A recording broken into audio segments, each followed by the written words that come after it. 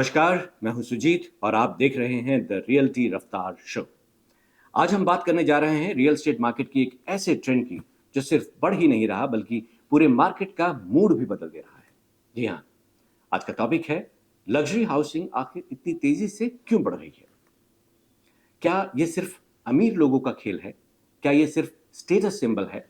क्या ये सिर्फ बड़े ब्रोशर्स, चमकदार फसाद और ग्रैंड लॉन्च इवेंट की कहानी है? या फिर इसके पीछे की गहराई कुछ और है, कुछ ऐसा जो आज के बायर की सोच, उसकी कमाई, उसकी एस्पिरेशंस, उसकी लाइफ प्रायोरिटीज में आए बदलाव को दिखाता है। क्योंकि अगर आप ध्यान से देखें तो लग्जरी हाउसिंग की कहानी सिर्फ महंगे घरों की कहानी नहीं है, ये बदलते हुए इंडिया की कहानी है। ये उस व्यक्ति की कहानी है जिसने सालों तक मेहनत की, करियर बनाया, बिजनेस खड़ा किया और अब वह सिर्फ एक घर नहीं, एक बेहतर जीवन चाहता है। जी हाँ, आज बायर सिर्फ स्क्वायर फीट नहीं खरीद रहा, वो स्पेस खरीद रहा है, प्राइवेसी खरीद रहा है, काम खरीद रहा है, better air, better light, better planning खरीद रहा है।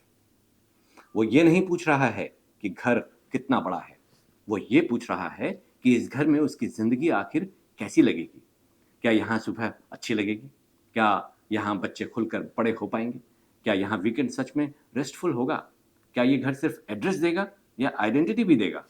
और शायद यही सब वजह है कि लग्जरी हाउसिंग आज मार्केट के आउटर एज पर नहीं, सेंटर स्टेज पर आ चुकी है। लेकिन यहां एक जरूरी सवाल है, क्या लग्जरी हाउसिंग की ग्रोथ जेन्युइन है या मार्केट बस प्रीमियम पैकेजिंग को लग्जरी कहकर बेच रहा है? क्योंकि हर एक्सपेंसिव प्रोजेक्ट्स लग्जरी नहीं होता, हर शाइनी टावर एस्पिरेशनल नहीं होता और हर हाई प्राइस डिमांड भी जस्टिफाइड नहीं होता। तो आज के एपिसोड में हम ये समझेंगे कि लग्जरी हाउसिंग इतनी तेजी से आखिर बढ़ क्यों रही है, इसके पीछे डिमांड का सच क्या है, बायर माइंडसेट कैसे बदला है, डेवलपर्स आखिर प्रीमियम साइड की तरफ क्यों झुक रहे हैं और एनसीआर जैसे मार्केट में ये ट्रेंड इतना स्ट्रांग क्यों दिख रहा है। जी, सबसे पहले बात करते हैं फैक्ट्स की। सीबीआरई और एसोचैम के मुताबिक जनवरी टू जून 2025 में टॉप 7 सिटीज में लग्जरी हाउसिंग सेल्स लगभग 7,000 यूनिट्स रही, जो कि 85% ईयर ऑन ईयर ग्रोथ थी।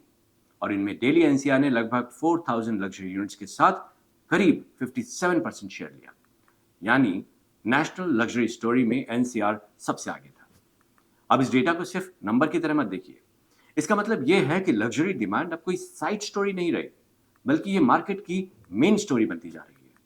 जेएलएल के अनुसार 2025 के पहले हाफ यानी H1 में टॉप 7 सिटीज की कुल हाउसिंग सेल्स का लगभग 62% हिस्सा 1 करोड़ रुपए और उसके ऊपर के घरों का था। पिछले साल इसी पीरियड में यह शेयर 51% था। वहीं 1 करोड़ के नीचे के सेगमेंट का शेयर 49% से घटकर 38% रह गया। और इंटरेस्टिंग बात यह है कि 1 करोड़ से ऊपर के घरों के लॉन्चेस में 110% की ग्रोथ देखी गई। मतलब कि डिमांड भी ऊपर की तरफ शिफ्ट हुई और सप्लाई भी। अब सवाल है, ऐसा क्यों? पहला रीजन है, बायर्स की एक्सपेक्टेशंस बदल चुकी है। पेंडेमिक के बाद लोगों ने घर को नए नजरिए से देखना शुरू किया। पहले लोकेशन काफी लगती थी, फिर साइज मैटर करने लगा, अब फीलिंग मैटर करती है। जी, क्या घर में ब्रीदिंग स्पेस है? क्या बालकनी सच में यूजेबल है? क्या प्रोजेक्ट क्राउडेड तो नहीं है? क्या होम ऑफिस पॉसिबल है? क्या हर वीकेंड बाहर भागे बिना भी अच्छा महसूस किया जा सकता है? आज लग्जरी का मतलब सिर्फ इंपोर्टेड स्टोन और ग्रैंड लॉबी नहीं है। लग्जरी का मतलब है आपकी जिंदगी रोज थोड़ी आसान, थोड़ी शांत, थोड़ी बेहतर लगे। दूसरा रीजन है, वेल्थ प्रोफाइल बदल रही है। जी हाँ, corporate professionals, founders, senior executives, business families, NRIs, इन सब की संख्या और स्पेंडिंग पावर बढ़ी है। नाइट रैंक के अनुसार एनसीआर में 2025 के दौरान 2 करोड़ से 5 करोड़ वाले होम्स 36% सेल्स तक पहुंच गए और यही सबसे एक्टिव प्राइस बैंड बन गया। इसका मतलब है कि प्रीमियम बाइंग अब एक्सेप्शन नहीं रही, वो अब मार्केट रियलिटी बनती जा रही है। तीसरा रीजन है, डेवलपर्स वहीं जा रहे हैं जहां डिमांड भी है और मार्जिन्स भी।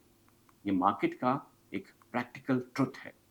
लैंड कॉस्ट हाई है, कंस्ट्रक्शन कॉस्ट भी बड़ी है, बायर प्रीमियम प्रोडक्ट के लिए पे करने को तैयार है और ट्रस्टेड डेवलपर्स पर भरोसा भी ज्यादा है। इसलिए डेवलपर्स प्रीमियम साइड पर ज्यादा फोकस कर रहे हैं। जेएलएल ने भी हाईलाइट किया है कि कंस्ट्रक्शन कॉस्ट हाइक के बावजूद प्रीमियम होम्स के लॉन्चेस शार्पली बढ़े और वो घर जो कि 1 करोड़ रुपए से ऊपर हैं, उन्होंने लॉन्च मिक्स में स्ट्रॉन्ग जंप दिखाया। और चौथा रीजन है लग्जरी डिमांड के पीछे एक स्ट्रॉन्ग लोकेशन लॉजिक का होना।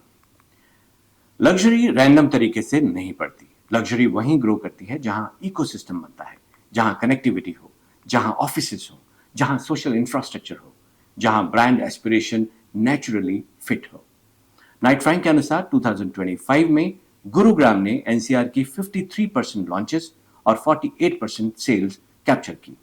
वहीं नोएडा और ग्रेटर नोएडा ने मिलकर 34% लॉन्चेस और 32% सेल्स कैप्चर की। मतलब साफ है कि मार्केट की प्रीमियम एनर्जी सिलेक्टेड कॉरिडोर में कंसंट्रेटेड है। ये ब्रॉड ब्लाइंड स्प्रेड नहीं है, ये टारगेटेड ग्रोथ है।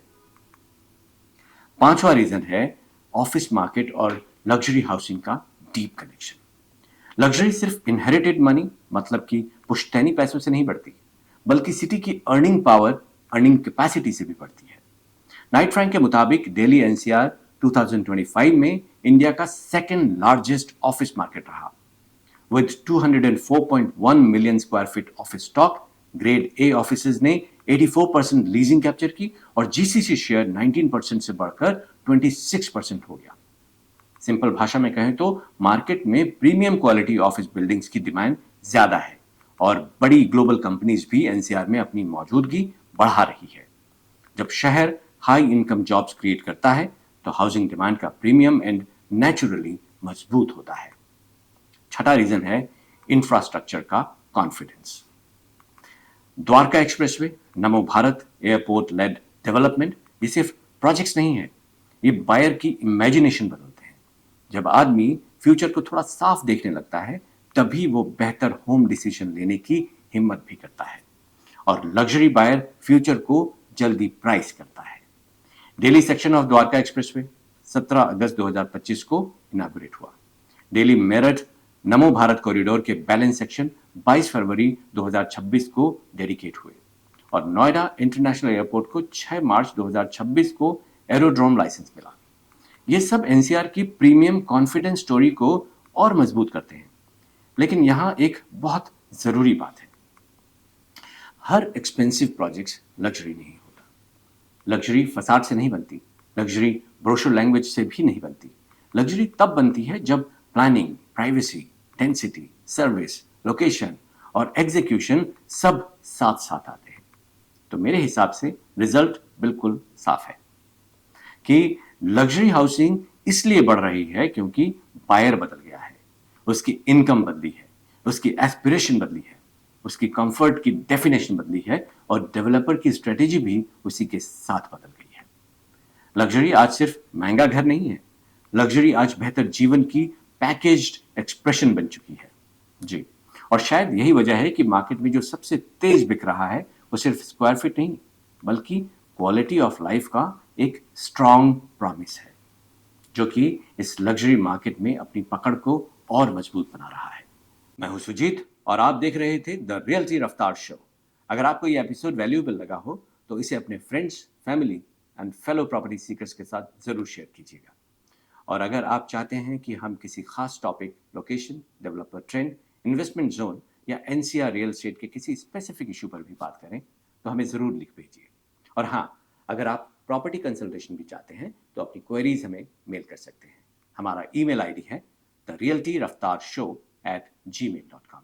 हम कोशिश करेंगे आपकी रिक्वायरमेंट्स को समझकर आपको एक बेटर और बेहतर सोल्यूशन सजेस्ट कर सकें। फिर मिलेंगे एक और एपिसोड में जहां हम रियल एस्टेट की दुनिया को सिर्फ ऊपरी तौर से नहीं बल्कि गहराई से भी समझेंगे। तब तक के लिए नमस्कार, अपना ख्याल रखिएगा।